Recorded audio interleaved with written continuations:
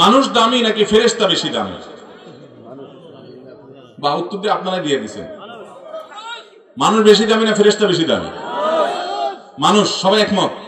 তাহলে আপনারা সবাই জিবরিলের চাইতে বেশি দামি? জিবরিল ফেরেশতার থেকেও দাম বেশি? এবার তো কবি নীরব হয়ে গেছে।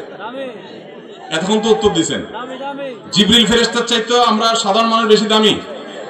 একজন অমুসলমান সে জিবরিলের চাইতে দামি। তাহলে একটু আগে বললেন মানুষ ফেরেশতার চাইতে দামি।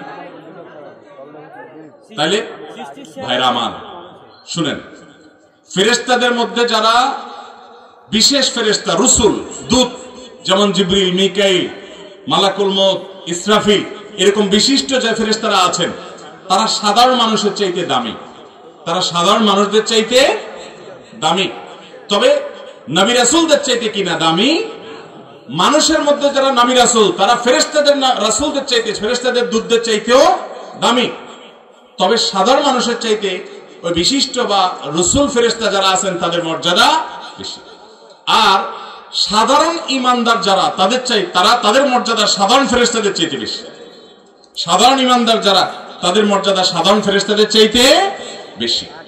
তাহলে ঢালাও ভাবে বলা যাবে না যে মানুষের মর্যাদা ফেরেশতাদের বেশি। তাহলে মানুষ তো অমুসলমান, যে বেঈমান, যে কাফের, যে ওইটাও তো মানুষ। তাহলে সে কি ফেরেশতাদের চাইতে বেশি দামি? বিধায় এভাবে ঢালাও ভাবে বলা যাবে না।